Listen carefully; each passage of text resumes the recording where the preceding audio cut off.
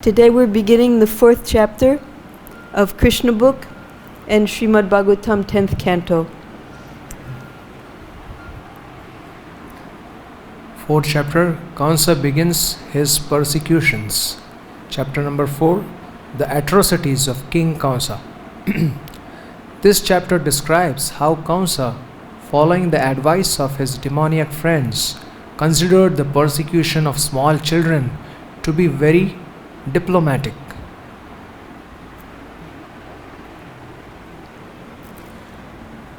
Now here we have on the left, Kamsa's simply waiting like a watchdog. Because in the very beginning, when we started the reading of the Krishna book, we heard how Kamsa, in the demoniac mentality, had decided of all the different options, whether he should kill his sister while she's pregnant. He decided that he would kill all of the babies because they were completely innocent and easy to kill. So he killed 6 of her children. The 7th was, he believed, to be a miscarriage, although we know that it was Balaram who was transferred. Now finally he's waiting, just like a watchdog, for that 8th child to come. And he believes that he's going to be able to do exactly the same thing as he had done with the 6 previous children. Grab the baby as soon as it's born, dash it to a rock, and within an instant that child will die, and then he'll have nothing to worry about. So this was the demon's plan, to kill Krishna in this way. After Vasudev bound himself with iron shackles as before, all the doors of the prison house closed by the influence of Yogamaya, who then began crying as a newborn child. This crying awakened the doorkeepers, who immediately informed Kansa that a child had been born to Devaki. Upon hearing this news, Kansa appeared with great force in the maternity room, and in spite of Devaki's pleas that the child be saved, the demon forcibly snatched the child from Devaki's hands and dashed the child against a rock. Srimad Bhagavatam 10.4 summary.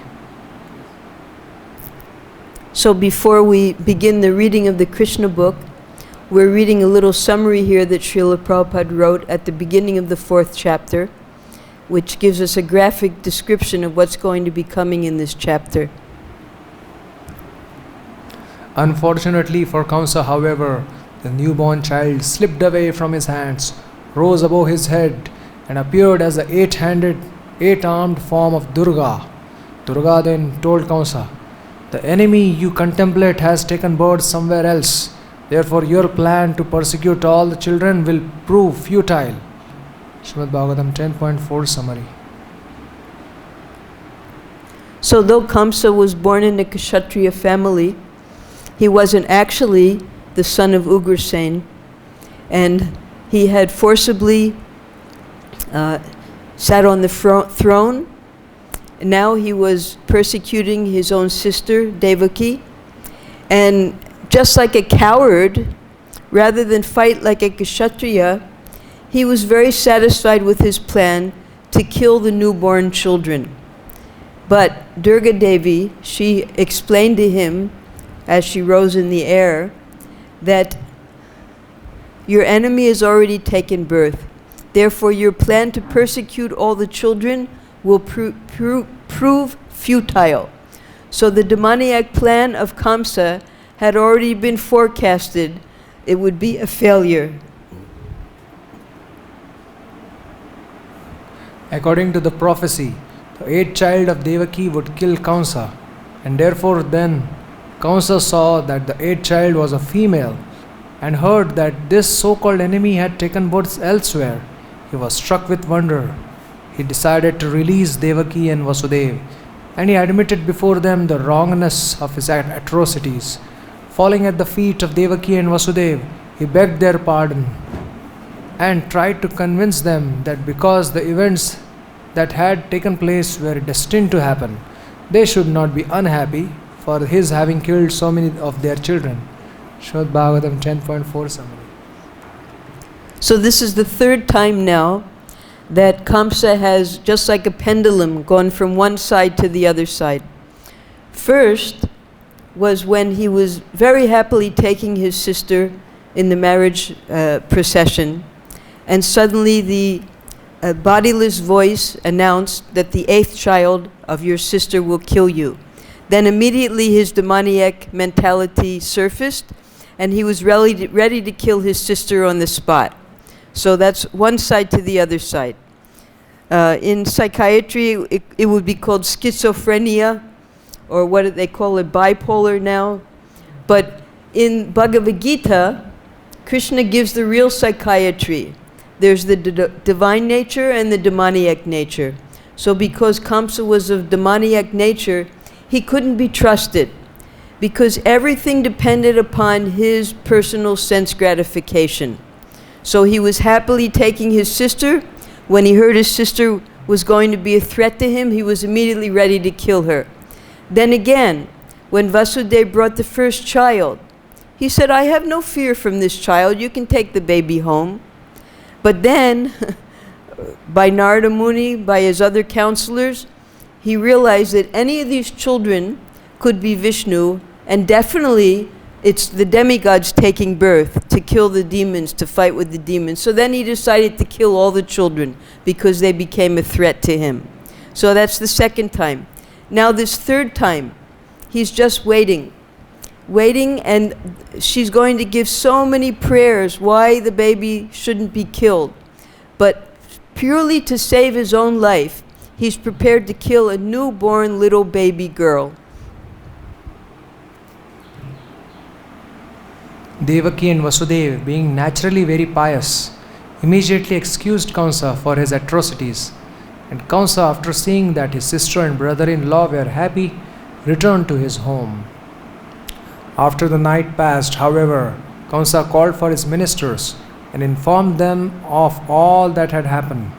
The ministers, who were all demons, advised Kamsa that because his enemy had already taken birth somewhere else, all the children born within the past 10 days in villages within Kamsa's kingdom should be killed.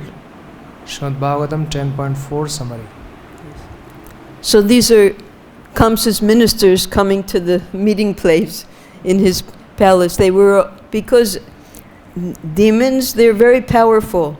They're even considered more powerful than human beings.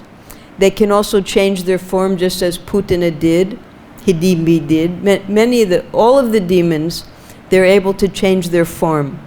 So when they came to meet with Kamsa and they heard what had transpired the night before, they were very enthusiastic to kill all the children. They were also rakshasas. They would eat the children after they killed them. So why not kill all the children? Because they're a threat to Kamsa. So they advised Kamsa to immediately kill all the children. Although the demigods always feared Kamsa, they should not be treated leniently. Since they were enemies, Kamsa should try his best to uproot their existence. The demoniac ministers further advised that Kamsa and the demons continue their enmity towards Vishnu, because Vishnu is the original person among all the demigods. The Brahmanas, the cows, the Vedas, austerity, truthfulness, control of the senses and mind, faithfulness and mercy are among the different parts of the body of Vishnu, who is the origin of all the demigods, including Lord Brahma and Lord Shiva. Srimad Bhagavatam 10.4 summary. So as Srila Prabhupada begins his translation of the Srimad Bhagavatam, we'll find a special sloka there where Narada Muni is speaking to Vyasadeva. Because in the Vedas, there's so many different paths that one could take. If one wants to remain in the material world, Vyasadeva is given so many Karmakanda sections, the Jnanakanda sections, so that one can elevate himself. But he didn't give any information about the spiritual world. So Narada Muni, he recommends that now you write the Srimad Bhagavatam, and the demons, they want to enjoy within the material world entirely. They want the topmost position without having to perform pious activities. Therefore, the demons are always trying to overtake Lord Indra and the demigods so they can sit comfortably in the heavenly planets. So the demons, because they understood that Vishnu, he's the root of all the demigods, and the demigods and the demons are enemies, therefore all of these different aspects of Vishnu, which are parts of his bodies, the demigods, the Brahmins, the cows, the Vedas, austerity, etc., they're all enemies of Kamsa and his ministers, the demons. So therefore they shouldn't be treated leniently. So they were changing Kamsa's mind again, now for the fourth time. Kamsa had become soft-hearted, he fell at their feet, begged forgiveness. Now after the ministers are changing his mind again, he's going to show his nature as a demon. Therefore the minister advised the demigods, the saintly persons, the cows, the brahmanas should be persecuted. Strongly advised in this way by his friends, the demoniac ministers, Kamsa approved of their instructions and considered it beneficial to be envious of brahmanas. Following Kamsa's orders, therefore, the demons began committing their atrocities all over Vrajbhumi. Srimad Bhagavatam 10.4 summary. So the demons very happily began trying to kill the children. And the first demon who went to Braj was Putana. She assumed a beautiful form. She put poison on her breast to kill the little baby Krishna. But not only Krishna, she had killed many, many children beforehand. She would fly up in the sky with them and drop them down onto the rocks, the sharp rocks of Govardhan and all different places, specifically because Govardhan Hill was very sharp in those days and very high. She would take babies from all over Kamsa's kingdom, fly up in the sky with them, and drop them down onto Govardhan Hill so that they would die amongst the rocks. She didn't know that the Brijbasis underneath were catching all these little babies and bringing them to their home. So she had gone to kill another little baby that was Krishna, not knowing who he was, but as soon as she saw him, she realized that he had some special power. So each one of these demons that went to kill the children, they were themselves killed by Krishna, and we'll read that later in the 10th canto. After Vasudev adjusted all the doors and gates, the gatekeepers awoke and heard the newborn child crying. Krishna Book Chapter 4. Shukadeva Goswami continued, My dear King Parikshit, the doors inside and outside the house closed as before. Thereafter the inhabitants of the house, especially the watchmen, heard the crying of the newborn child and thus awakened from their beds. Srimad Bhagavatam 10.4.1. So the demigods were anxiously awaiting for the Lord's appearance, and the demons were also anxiously awaiting for the appearance of the Lord. They wanted to inform Kamsa so Kamsa could immediately come and kill him. But they didn't know, because Yogamaya had put them into deep sleep. Yogamaya had arranged for all the doors to open. Now she had arranged for all the doors to close. This is all the arrangement of the Supreme Lord's Yogamaya. So now Yogamaya began to cry, and this woke up the watchdogs, the watchmen. The activities of Yogamaya are distinctly visible in this chapter, in which Devaki and Vasudev excuse Kamsa for his many devious, atrocious activities. And Kamsa becomes repentant and falls at their feet. Before the awakening of the watchmen and the others in the prison house, many other things happened. Krishna was born and transferred to the home of Yashoda in Gokula. The strong doors opened and again closed, and Vasudeva resumed his former condition in being shackled. Srimad Bhagavatam 10.4.1 purport.